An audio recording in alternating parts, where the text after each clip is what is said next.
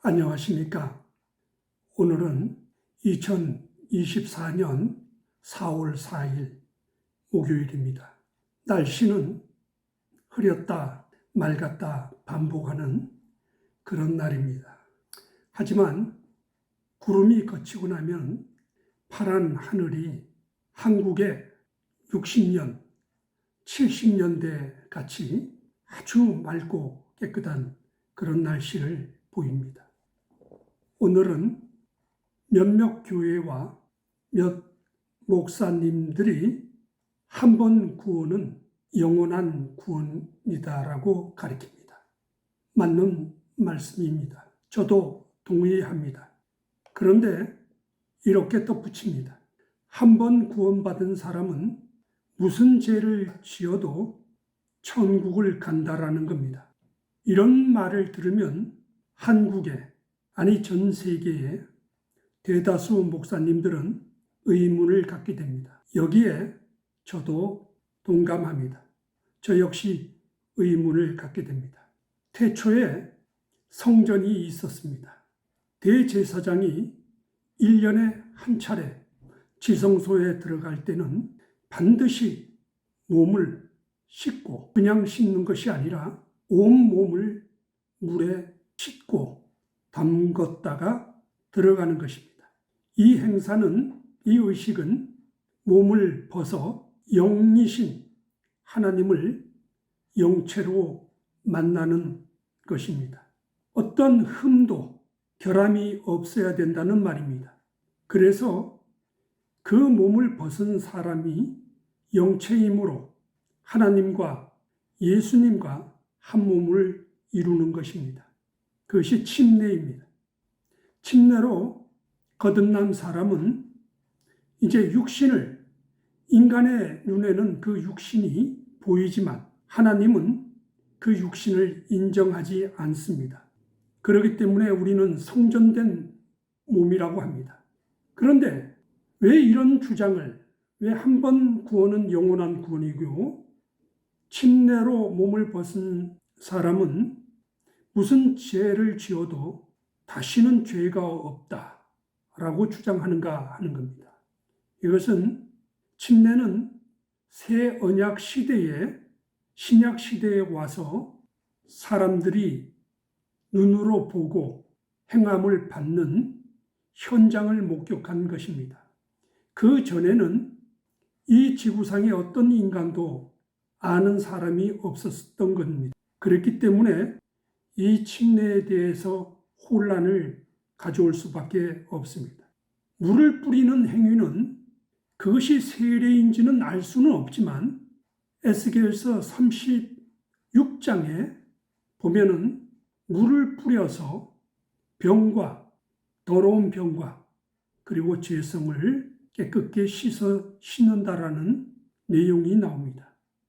이것과 침례는 전혀 다르지만 저는 한때 어떤 소속되어 있는 목사들과 밤늦도록 이 부분을 가지고 논쟁을 했던 적이 있습니다.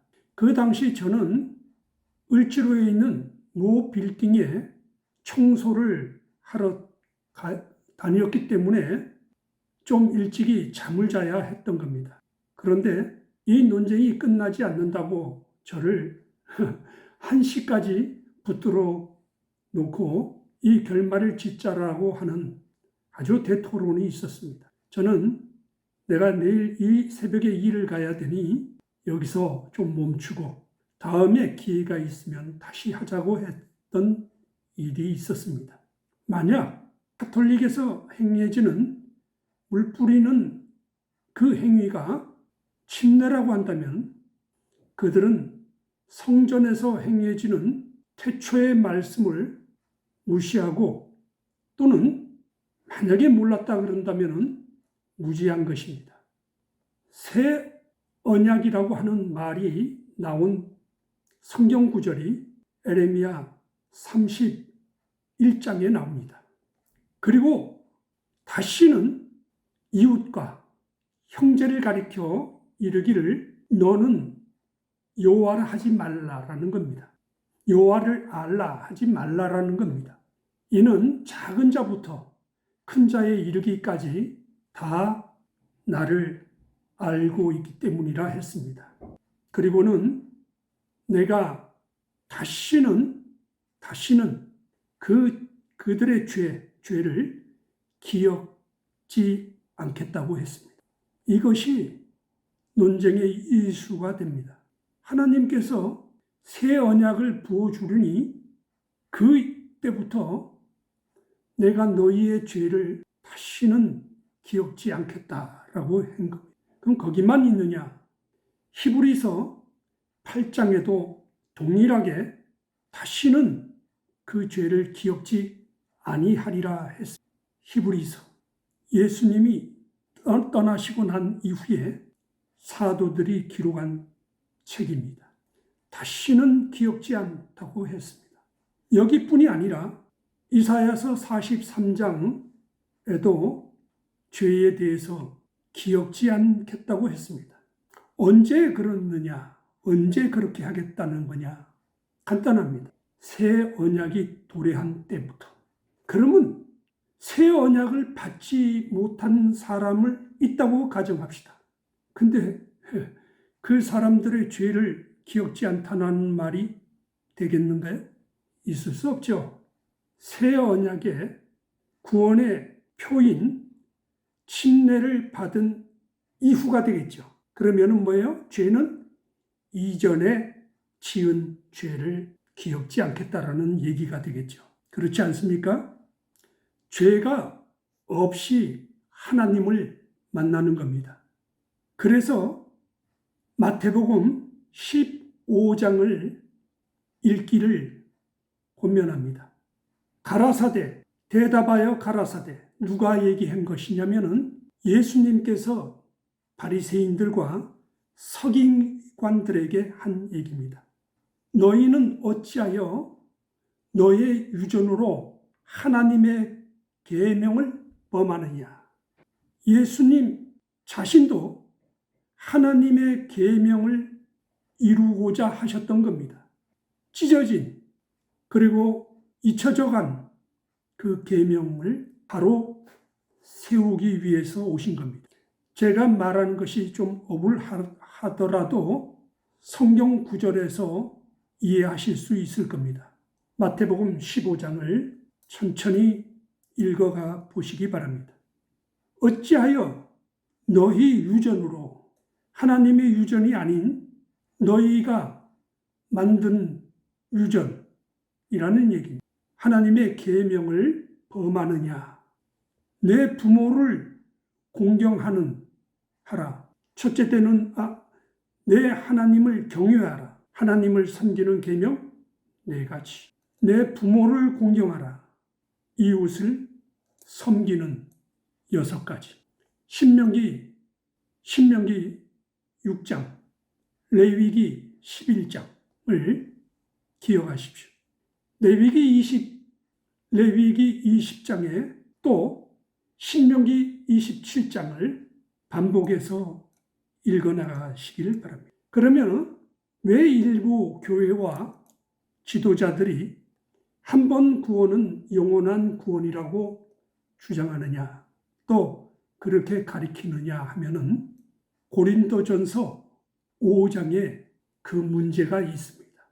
고린도전서 5장을 천천히 여러 번 읽어 나가시기를 바랍니다.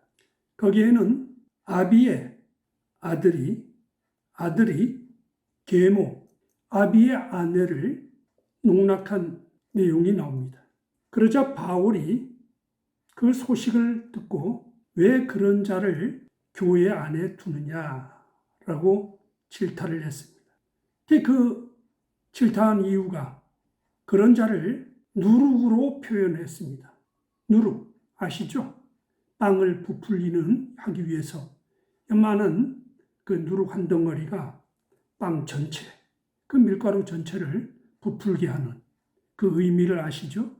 그 악으로 표현했습니다. 누룩을 악으로, 죄악으로 표현했습니다. 그런 자를 왜 교회, 성도들의 모임에 참여하게 하느냐? 밖에 내어 쫓으라는 거예요. 내어 쫓으라.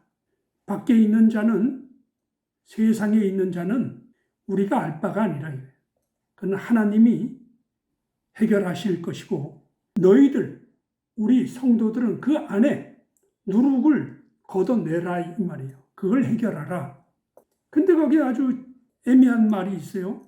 이 5장이, 고린도전서 5장이 아주 난해한 이유는, 육은 살다가 소멸돼서 죽는데, 그건 세상 당시에 교회 밖에 있는 가난한 신분을 가진 사람들은 도움을 받을 수가 없는 환경이었기 때문에 단 하루에 한 끼도 먹기 힘든 그 시대적 배경을 갖고 있었기 때문에 고통스러운 나날을 살아가야 되는 겁니다. 그러나 교회는 부자나 가난한 자나 서로 먹고 마시기를 공유했던 그런 일들을 했습니다.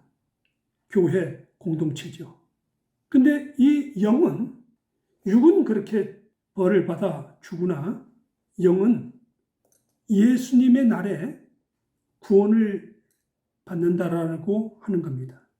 그러니까 한번 구원받은 사람들은 무슨 짓을 해도 뭐 육은 다 너나 나나 할 거 다 같이 죽는데, 우리가 구원받을 것은 영이니 뭐 그것으로 되지 않느냐 하는 아주 자신감 있는 얘기들을 하는 것을 볼 수 있습니다. 정말 어려운 일이죠. 정말 어려운 일입니다. 이 논쟁은 아마 거의 끝이 나지 않을 것입니다. 이제 시청자님 분들께 히브리서 6장과 10장을 꼭 읽어보시기를 권면합니다. 구원받은 자가 정말 영원한 구원인지, 범법을 저지르고도 영원히 구원을 갖게 되는지 히브리서 8장과 10장을 꼭 읽어보시기 바랍니다. 그리고 신명기 27장 20절, 신명기 27장 20절, 그리고 레위기 20장 11절을 꼭 읽고 기억하시기를 바랍니다. 이 레위기 20장 21절은 계무와 동침하는 자, 그 아비의 하체를 범한 것이다 라고 기록했습니다. 또 신명기 27장은 20절에는 계무와 구합하는 자는 저주를 받으리라고 했습니다. 주께서 계명을 지키라고 했습니다. 사람의 유전이 아닌, 그러니까 이미 고린도 교회 안에도 사람의 유전이 침입했다라고 볼 수 있는 겁니다. 그걸 간과했다 바울이 그 소식을 알고, 그 사건을 알고 편지를 보내서 질타하는 것입니다.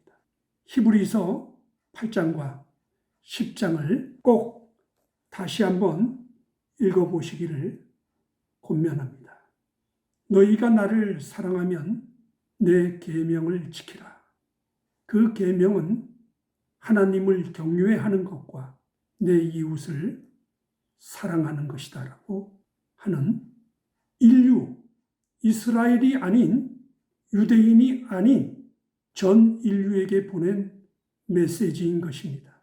이제 다음에 성경이 저 이스라엘 땅에 있는 그 유대인들에 대한 내용인가, 아닌 인류를 통틀어 전 세계인을 향한 메시지인가 하는 것을 우리가 살펴볼 것입니다.